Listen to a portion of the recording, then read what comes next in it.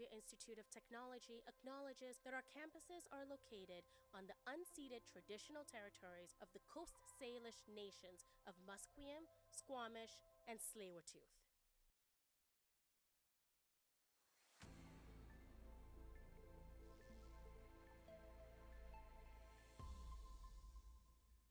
Good morning, Burnaby. It's 3:30 p.m. I'm Gabe Liesi, and here are your news headlines for this afternoon.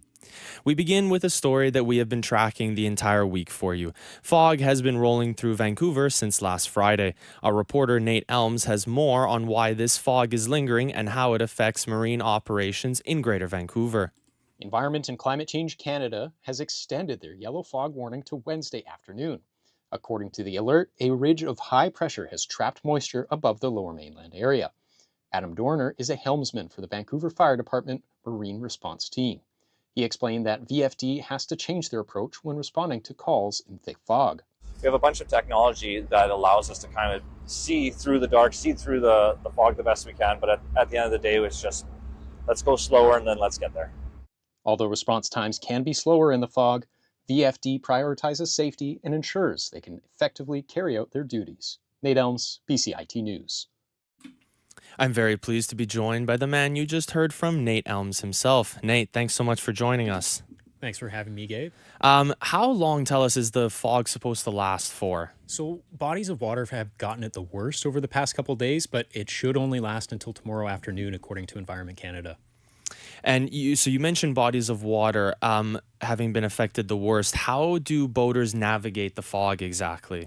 Honestly, most of them are going old school. They are relying on their crewmates to call out any potential obstacles and relying on foghorns blasting every couple of minutes just to warn other boaters of their presence.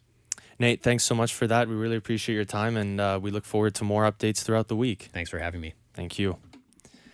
The Vancouver Aquarium has launched a new permanent exhibit featuring a salamander with an interesting name. Reporter Emma Bolsner has more on the rare amphibians. The Mexican salamander axolotls now have an exhibit dedicated to them at the Vancouver Aquarium. Axolotls are known for their cuteness but also have impressive regenerative capabilities. Mackenzie Neal, Director of Animal Care at the Vancouver Aquarium, has more. Really cool because they've got regenerative superpowers basically, so they can regenerate entire limbs, they can regenerate like heart tissue, brain tissue, spinal cords. So they're a lot of interest to researchers to try and understand how they can do that because they're the only vertebrate that can do that. Axolotls are an endangered species with roughly only 1,000 left in the wild. Emma Bolsner, BCIT News. Another update for you this afternoon. BC Energy Minister Adrian Dix announced a new partnership today in Prince George between BC Hydro and the Niska First Nation. The North Coast transmission line will power a new LNG plant in northwestern BC. BC Hydro CEO Charlotte Mitha explains the importance of this alliance. And this is a big step. It's a step to securing a strong and major customer for the North Coast transmission line. Prime Minister Mark Carney is not ruling out Canada participating in U.S. President Donald Trump's Board of Peace. Kelly Malone from the Canadian Press has the details about the Prime Minister's concerns. Prime Minister Mark Carney says there's still many questions about the structure of President Donald Trump's Board of Peace. Our view is we need to work on the actual structure of the vehicle. That board has quickly become controversial when it was confirmed that Russia had been invited to take part despite the ongoing war in Ukraine. Global leaders have also pointed out that the board's mandate extends beyond the crisis in Gaza, and a permanent membership requires a $1 billion contribution. When asked about that price tag, Carney says Canada would be willing to provide funds to be delivered directly to improve the welfare of Palestinians. We want to see it delivered direct to those outcomes promoting peace. Kelly Malone, The Canadian Press, Washington. Sticking with Canadian foreign policy, Canada's Foreign Affairs Minister Anita Anand says Canada regularly takes part in NATO exercises. She was asked directly about joining military exercises in Greenland as U.S. President Donald Trump ramps up talks of taking over the mineral-rich Arctic. Regarding future deployments and future exercises, those are decisions that the Minister of National Defense makes together with the Chief of Defense Staff.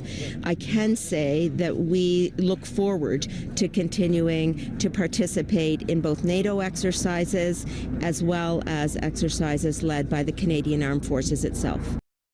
Anand is among the cabinet ministers joining Prime Minister Mark Carney at the World Economic Forum in Davos, Switzerland.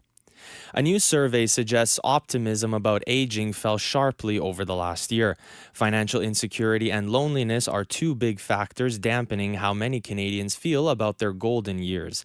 Talia Bronstein with the National Institute on Aging says 57% of respondents say they have positive feelings about getting older. That is down from 62% in 2024. When you're not able to get the supports and services that you need consistently, I think it can dampen people's experiences and perspectives of what does it mean to age and how am I going to age in a way that is dignified, that maintains my independence when increasingly I'm struggling to maybe make ends meet or I'm struggling to access the services and supports that I need. Quebec is also now raising concerns about Ontario Premier Doug Ford's Crown Royal whiskey ban and the impact it could have on the rest of the country. The Canadian Press's Diana Musina has details. Ford says starting next month, he will pull Crown Royal bottles from government-owned stores after parent company Diageo decided to close its bottling plant in Amherstburg, Ontario. The facility is expected to close by February and will affect about 200 union jobs. The company's other bottling plant is located in Quebec, where Finance Minister Éric Girard says given the trade tensions with the U.S., it's not the time for measures that weaken Canadian supply chains. Diana Musina, The Canadian Press. Associate Press correspondent Charles de Ledesma reports that Spain on Tuesday woke up to flags at half-mast as the nation begins 3 straight days of mourning for the victims of the deadly train accident in the country's south. The official death toll of Sunday's accident has risen to 41 after searchers found another body trapped under a damaged carriage that emergency crews lifted with a crane. Interior Minister Fernando Grande Marlaska tells reporters searchers believe there could be 3 more bodies still trapped in the wreckage.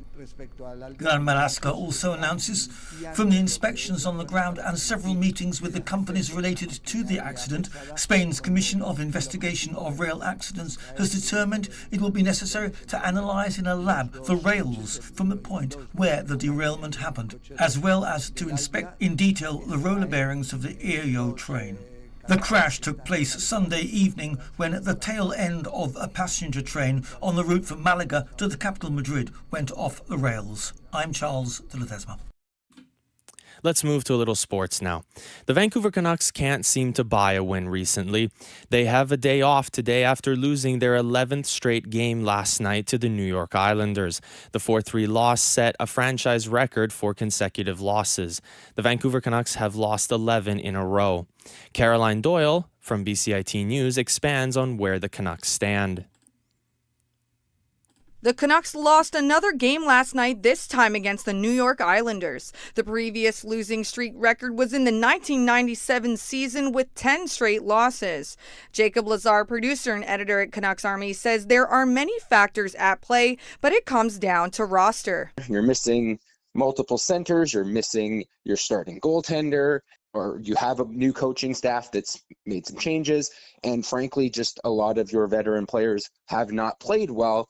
That's how you end up losing 11 straight games.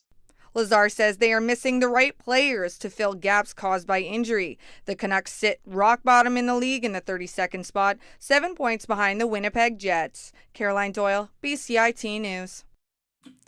The Vancouver Canadians are benefiting from the Toronto Blue Jays' recent success, including their run to the World Series this past fall. BCIT News reporter Hayden Stewart has more about the Blue Jays' minor league affiliate. The Vancouver Canadians are a minor league team affiliated with the Toronto Blue Jays. According to Canadians Vice President of Sales and Marketing Walter Cosman, the team is seeing an increase in ticket sales after the Jays went to the World Series. We've seen an increase in things like our season tickets and our nat packs that are on sale already. We've seen like a 10 to 12% increase on those, and we expect it even more on the individual ticket sales once they go on sale in February. The Canadians' home opener is on April 7th when they take on the Eugene Emeralds. Hayden Stewart, BCIT News. The Toronto Raptors continue their Western road swing tonight in the first of a back-to-back. They face the Golden State Warriors tonight at 7 p.m. and play the Sacramento Kings tomorrow night. The Raptors are coming off back-to-back losses against the Los Angeles Clippers and Los Angeles Lakers on Friday and Sunday nights respectively. They are hoping for more luck tonight against the Warriors, who are missing star forward Jimmy Butler after the team announced he will miss the remainder of the season with a torn right ACL. Moving down under now, 21st ranked Denis Shapovalov is the only remaining Canadian single in the 2026 Australian Open.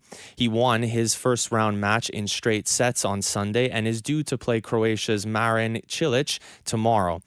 Number 7 ranked Felix Auger-Aliassime retired due to injury in his first round match against Portuguese Nuno Borges on Sunday. 22 ranked Leylah Fernandez lost her opening match yesterday against Indonesia's Janice Jen. She will open her singles tournament alongside Hungarian teammate Timea Bobash. The first round match kicks off at 5:10 p.m. local time. A little weather to end off. We are expecting another mix of sun and clouds tomorrow as it was today. The high will be 8 degrees just as it was today. Keep those coats handy.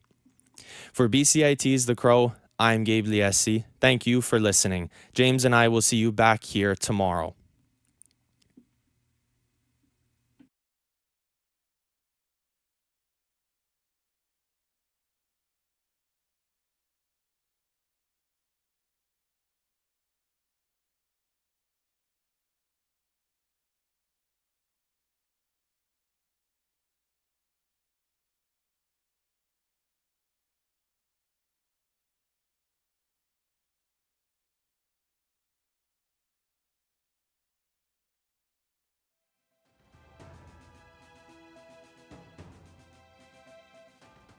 Stay tuned for more on BCIT's 1680 The Crow.